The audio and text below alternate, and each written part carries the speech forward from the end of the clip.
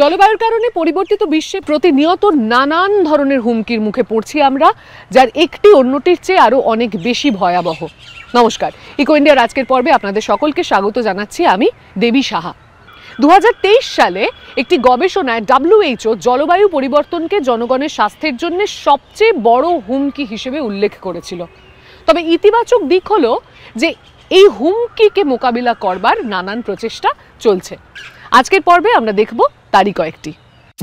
তামিলনাড়ুর অরোভিলে যুক্তরাজ্য থেকে আসা এক উদ্যোগপতির জৈব খামার ও ক্যাফে কিভাবে স্থানীয় খাদ্য উৎপাদনের কেন্দ্র হয়ে উঠেছে এবং ঘূর্ণিঝড় প্রবণ আফ্রিকার দেশ মোজাম্বিক সবার কথা মাথায় রেখে দুর্যোগ পরিকল্পনার পথিকৃৎ হয়ে উঠেছে।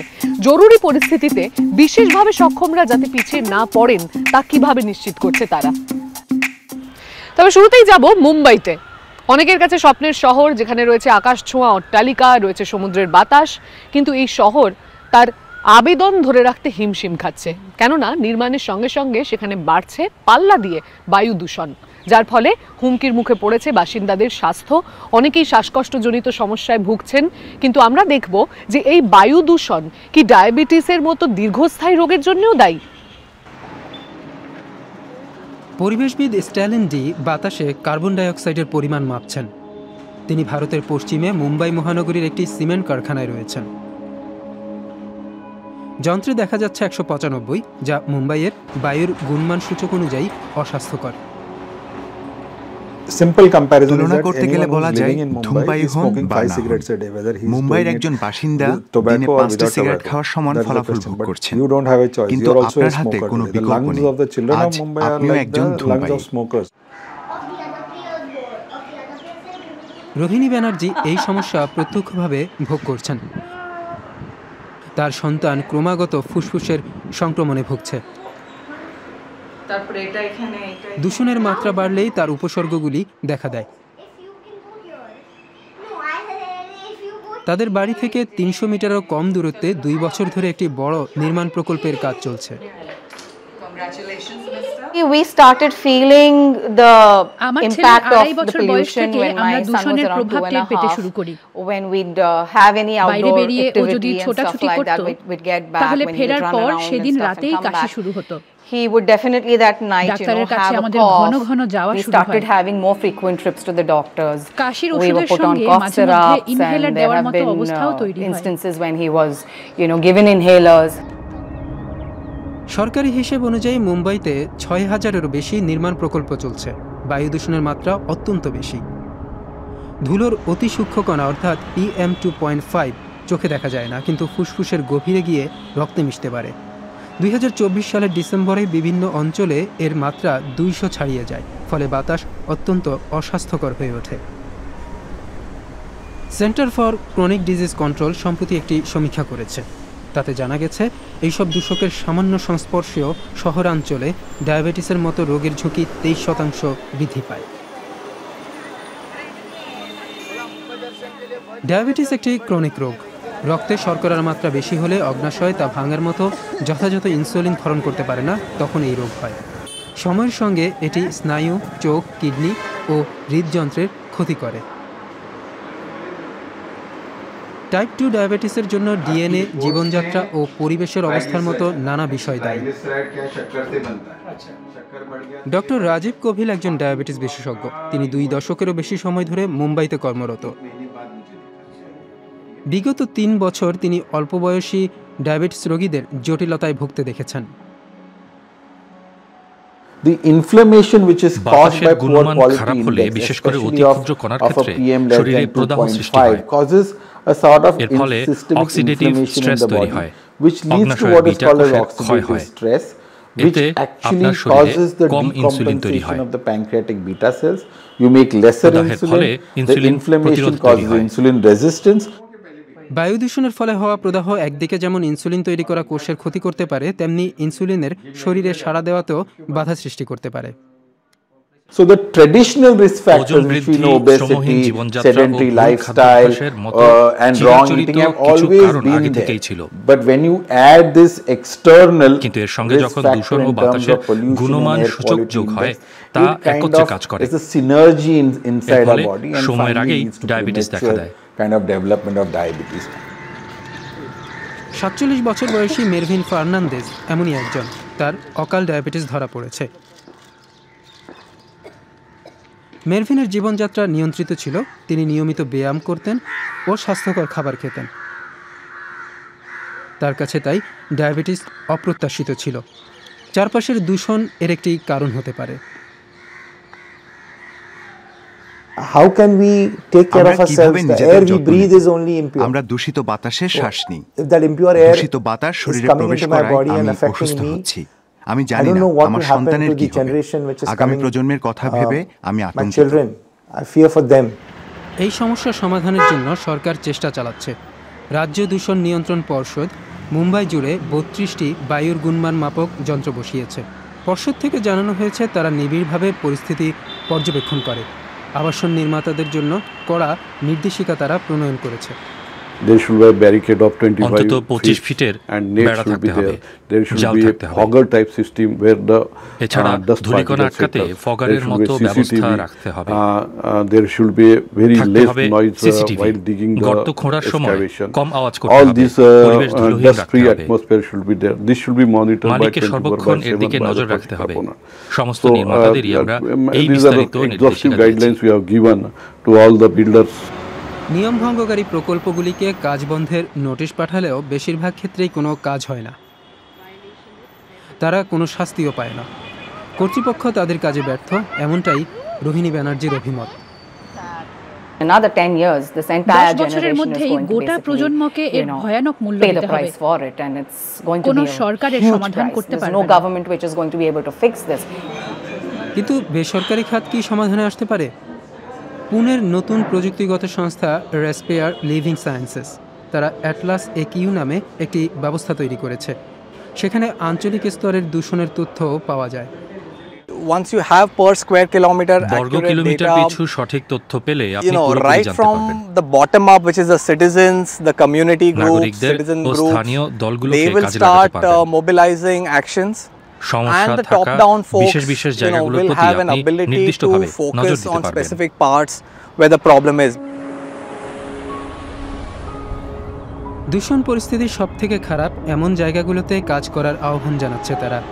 তাদের মতে ন্যাশনাল ক্লিন এয়ার প্রোগ্রাম থেকে পাওয়া অনুদান বিদ্যুৎ চালিত বাসের জন্য খরচ করার সিদ্ধান্ত যথেষ্ট কার্যকরী হয়নি। Do we say that electric buses are the প্রশ্ন answer করা to হয় the air বিদ্যুৎ quality চালিত problem? বাসই কি বায়ু Almost দূষণের everyone সমস্যার says no. সমাধান? 200 buses were easy to sanction. But they are not solving the problem. Money has got now spent. So we feel that hyperlocal is going to let the focus be kept where the problem is. অন্যদিকে রোহিণী ব্যানার্জি নিজের মতো যথাসাধ্য চেষ্টা করছেন। নিজেকে ও পরিবারকে সুরক্ষিত রাখতে এয়ার পিউরিফায়ার বা বায়ু শোধক লাগিয়েছেন তিনি। ছেলের সাথে বাইরে বেরোনোর সময় তাকে মাস্ক পরিয়ে নেন। নীতি প্রণেতারা যতদিন না কার্যকরী সমাধান দিতে পারছেন ততদিন নিজেরাই নিজেদের যথাসম্ভব সুরক্ষিত করা ছাড়া অন্য কোনো পথ খোলা নেই। নিঃশ্বাসের সঙ্গে সঙ্গে আমরা কি ধরনের বাতাস গ্রহণ করছি, কি খাচ্ছি, তার উপরে আমাদের স্বাস্থ্যের অনেকটাই নির্ভর করে। ভাবুন তো এমন এক জীবনের কথা যেখানে খাদ্য সরাসরি জমি থেকে আপনার প্লেটে আসছে, তাতে কোনো ধরনের রাসায়নিক নেই, কোনো বিষাক্ত উপাদান নেই, সবটাই বিশুদ্ধ সতেজ জৈব খাবার। আমার কাছে তো একেবারে স্বপ্নের মতো। চলুন আপনাকে নিয়ে যাব তামিলনাড়ুর পরীক্ষামূলক জনপদ অরোভিলে।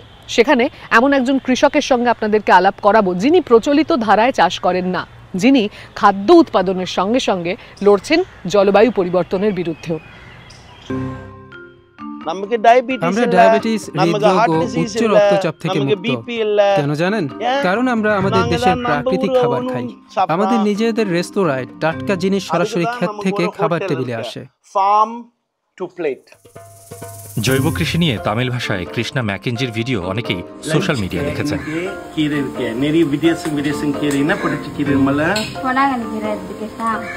19 বছর বয়সে কৃষ্ণা ইংল্যান্ড থেকে অরোভিলে এসে প্রাকৃতিক কৃষিকাজ শুরু করেন। প্রায় 30 বছর পরে তিনি তার কাজের মূলমন্ত্র খুঁজে পেয়েছেন।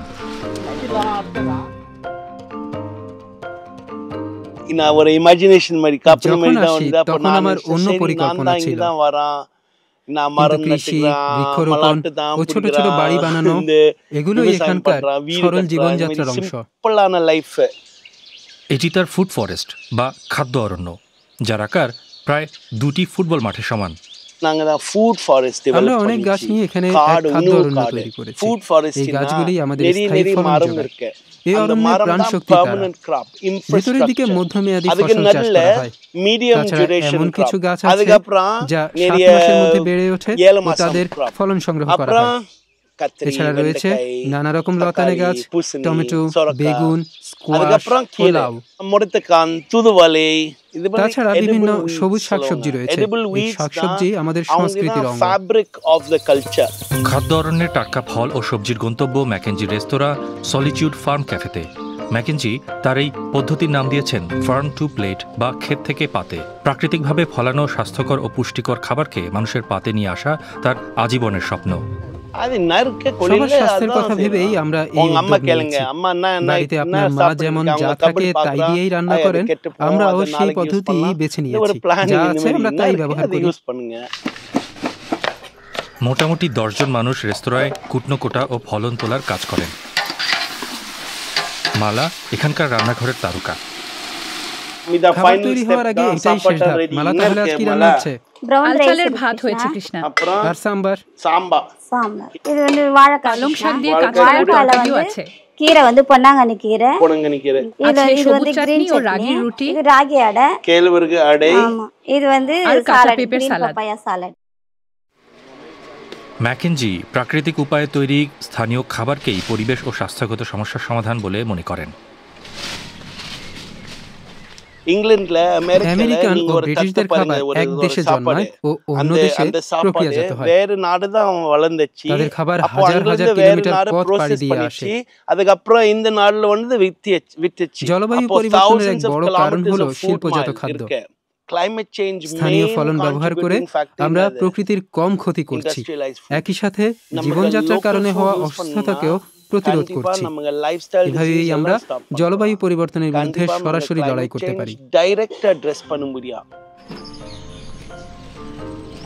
খাদ্য অরণ্যে বহুস্তরীয় কৃষির কারণে অল্প জমিতে অনেক বেশি ফলন হয়। নানা সংস্থা ও বিদ্যালয়ের নিজস্ব জমি থাকে। কৃষ্ণা ম্যাকেঞ্জি তাদের সেগুলো ব্যবহারের পরামর্শ দেন।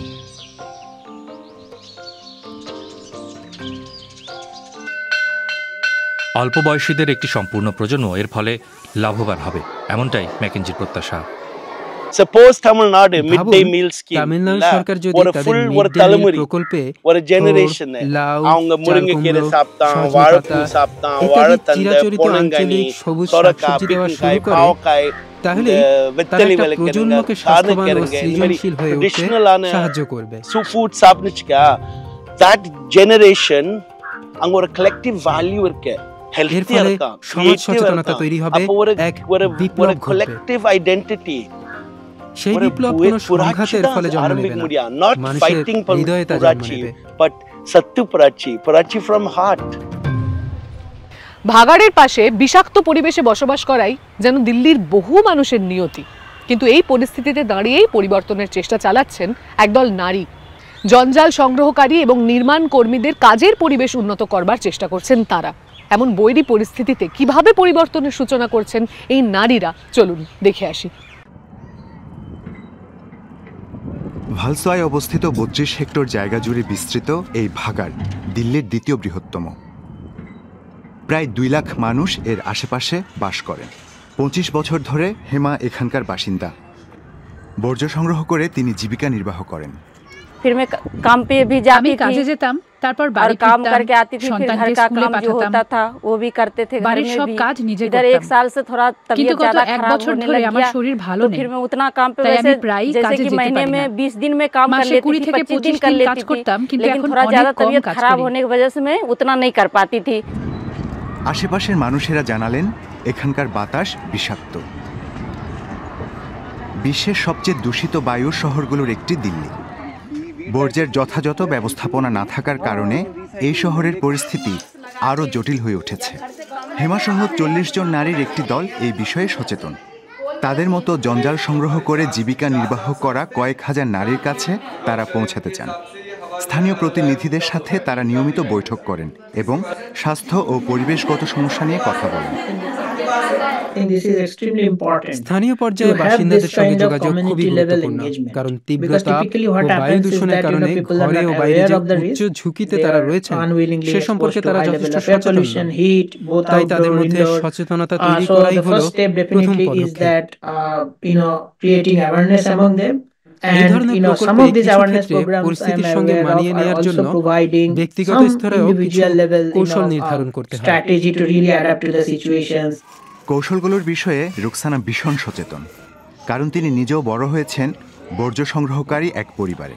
এই কাজে নারীরা কী ধরনের স্বাস্থ্য সমস্যার মুখোমুখি সেই ব্যাপারে তার নিজের অভিজ্ঞতা রয়েছে। পরীক্ষায় গবেষকরাও তার প্রমাণ পেয়েছেন।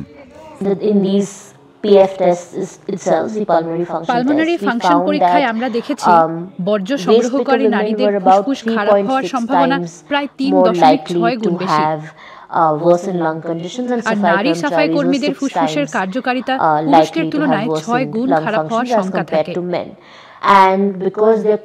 তারা ঘরের ভিতরে জৈব জ্বালানিতে বা স্টোভে রান্নার কাজও করছে।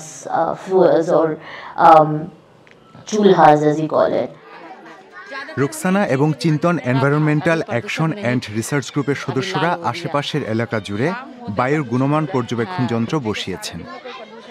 ফলে কাজ এবং দৈনন্দিন কার্যকলাপের পরিকল্পনায় নারীদের সুবিধা হবে। মনিটর লাল হলে বর্জ্যের স্তূপে কাজ বন্ধ করে দেন তারা। এমনকি কাজের বাইরেও মাস্ক পরেন, সতর্কতা অবলম্বন করেন। ঘরেও দূষণ কম হয় এমন জ্বালানি দিয়ে রান্নার চেষ্টা করেন তারা।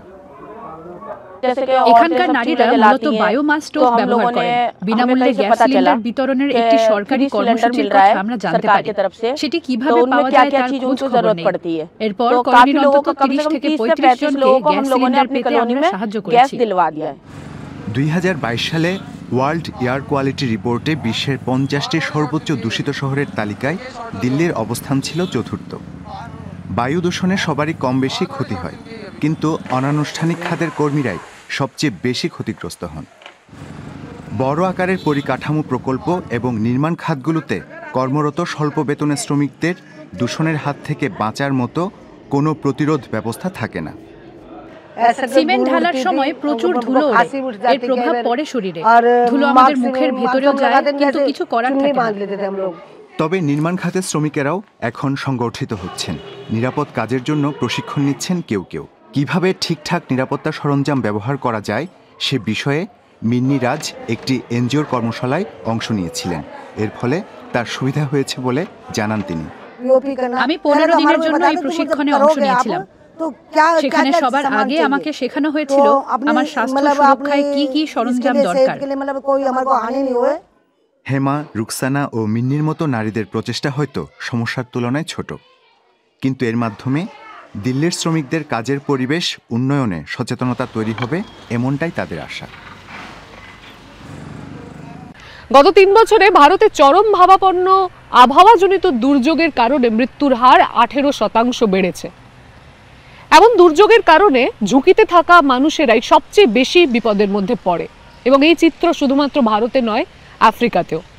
মহাদেশটির দক্ষিণ পূর্বে অবস্থিত মোজাম্বিকে 2019 সালের সাইক্লোন ইডাই সে কথাই মনে করিয়ে দেয়। এই দুর্যোগের সময় দুর্যোগ ব্যবস্থাপনার ক্ষেত্রে বিশেষভাবে সক্ষম মানুষদের কথা মাথায় রাখা অত্যন্ত জরুরি, আর সেই কাজটিই করছেন সাইক্লোনের ভুক্তভোগী একজন মানুষ। এমন দুর্যোগের সময় বিশেষভাবে সক্ষম মানুষেরা যাতে অবহেলিত না হন সেটাই নিশ্চিত করবার চেষ্টা করছেন তিনি। 2019 সালে ইডাই নামের ঘূর্ণিঝড় ঘন্টায় 200 কিলোমিটার বেগে মোজাম্বিকের উপকূলে আছড়ে পড়ে। হেলেনা ডো রেগো বেইরায় থাকেন। সেখানে বিপুল ক্ষয়ক্ষতি হয়েছিল। Algumas janelas já estavam a voar, tínhamos que segurar, puxar por cordas para tentar segurar as janelas, mas algumas voaram, o teto foi. আফ্রিকার ইতিহাসের অন্যতম ভয়াবহ ক্রান্তীয় এই ঘূর্ণিঝড় মোজাম্বিকের জন্য ভয়াবহ মানবিক সংকট বয়ে আনে। 1,500-এরও বেশি মানুষ মারা যান। ক্ষতিগ্রস্তদের মধ্যে অনেকেই ছিলেন হেলেনার মতো বিশেষভাবে সক্ষম। শৈশবে পোলিওতে আক্রান্ত হন তিনি। Se eu estivesse sozinha, থাকলে আমি কি করতাম তা জানি না। Não sei mesmo. No total eram 11 pessoas. Onde há muita gente, অনেকে থাকলে o medo foge, porque sozinha a pessoa আমরা অনেকে ছিলাম, মাথার উপর ছাউনি ছিল, আমরা কথা বলছিলাম, ভাগ্যক্রমে বাড়ির বসার ঘরটি হাওয়ার দাপট সহ্য করেও টিকে থাকে, পরিবারটিকে রক্ষা করে। হেলেনা সেখানে 3 সপ্তাহ বন্দী ছিলেন। Nossas ruas ficaram todas inundadas com pedras, chapas nas estradas, troncos de árvores. Eram escombros, né? No meio da estrada. E não tinham como me tirar daqui de casa com cadeira de roda, não seria possível. হেলেনার বাড়িতে এখনো ইডাই ঘূর্ণিঝড়ের চিহ্ন দেখা যায়। এই দুর্ঘটনার পর তিনি দুর্যোগ প্রস্তুতিতে সবাইকে অন্তর্ভুক্ত করার ক্ষেত্রে বিশেষজ্ঞ হওয়ার পথ বেছে নেন। এখন তিনি একটি স্বেচ্ছাসেবী সংস্থার সহায়ক হিসেবে কাজ করছেন। বিশ্বজুড়ে এই কাজের গুরুত্ব ক্রমে বাড়ছে। বিশ্ব উষ্ণায়ন বৃদ্ধির সাথে ইডাইয়ের মতো ঘূর্ণিঝড়ের তীব্রতা ও সংখ্যা 2ই বাড়বে। প্রাকৃতিক দুর্যোগে সমাজের সবথেকে অসহায় মানুষেরাই সবথেকে বেশি ক্ষতিগ্রস্ত হন। প্রাকৃতিক দুর্যোগে বিশেষভাবে সক্ষমদের মারা যাওয়ার সম্ভাবনা 4 গুণ বেশি থাকে। জাতিসংঘ এই কারণে প্রতিরোধের ক্ষেত্রে তাদেরও শামিল করার কথা বলেছে। নিজেদের পরিস্থিতিকে আমরা নিজেরাই ভালোভাবে বুঝতে পারি। বেঁচে থাকার অভিজ্ঞতাকে খাটো করে দেখা যাবে না, কিন্তু তার বাইরেও আমরা অনেক ব্যাপারে বিশেষজ্ঞ। আলোচনা, পরিকল্পনা, বাস্তবায়ন ও উন্নয়নের ক্ষেত্রে আমরা ইতিবাচক ভূমিকা রাখতে পারি। মানবাধিকারের বিষয়টিকেও আমরা আলোচনার কেন্দ্রে নিয়ে আসতে পারি।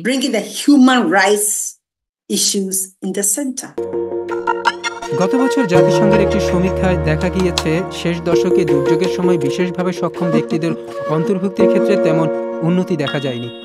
বিশ্বজুড়ে 84% বিশেষভাবে সক্ষম ব্যক্তি বলেছেন তারা দুর্যোগের জন্য প্রস্তুত নন।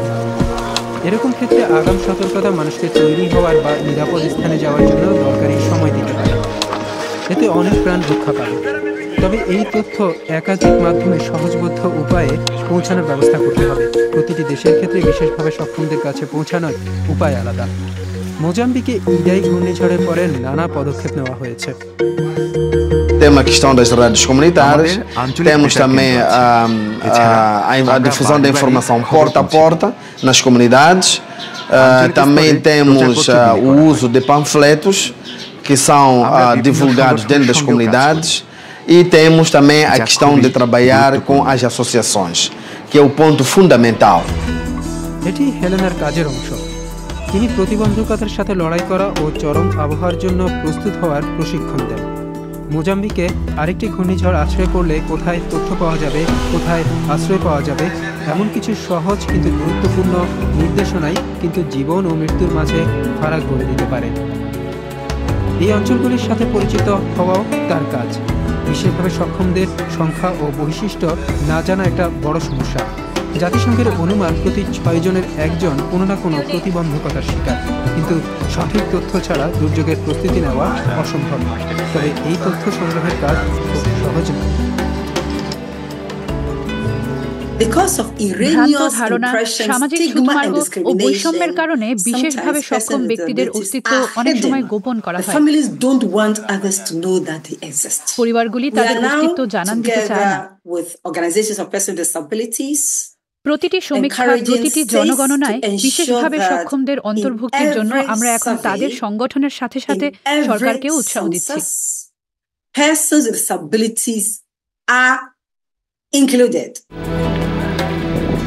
মোজাম্বিকের সরকার ও স্বেচ্ছাসেবী সংস্থাগুলির আয়োজিত ঘূর্ণিঝড় মোকাবিলার একটি পরীক্ষামূলক অনুশীলন চলছে। এর একটি উদ্দেশ্য হল বিশেষভাবে সক্ষমদের চাহিদার সাথে প্রাথমিক উদ্ধারকারীদের পরিচিতি ঘটানো। উদাহরণ হিসেবে বলা যায়, কখনো কখনো তাদের পরিস্থিতি বুঝতে না পেরে আশ্রয়ের পরিবর্তে হাসপাতালে পাঠিয়ে দেওয়া হয়। দুর্যোগ মোকাবিলায় সবাইকে অন্তর্ভুক্ত করতে হবে, নানা ধরনের মানুষের প্রয়োজন বিচার করতে হবে। এর জন্য তাদের কথা শোনাই সর্বোত্তম পদ্ধতি। তাই স্থানীয় অঞ্চলগুলিতে ঝুঁকি ও বিপর্যয় মোকাবিলা সমিতি গড়ে তোলা হয়েছে। এর প্রতিটিতে অন্তত 1 জন করে বিশেষভাবে সক্ষম ব্যক্তি রয়েছেন। Nós fazemos parte dessa sociedade, então é necessário que haja inclusão em todos os sentidos. Sendo nós mesmos ali a falarmos, é fácil eles lembrarem de nós, né? Eu que nem um grito, né? Dizer que estamos aqui. ঝুঁকি ও দুর্যোগ ব্যবস্থাপনার ক্ষেত্রে বিশেষভাবে সক্ষমদের অন্তর্ভুক্তি জীবন বাঁচানোর ক্ষমতা রাখে। বাধা দূর করে সুযোগ তৈরি করলে তা বিরাট সম্ভাবনার জন্ম দিতে পারে।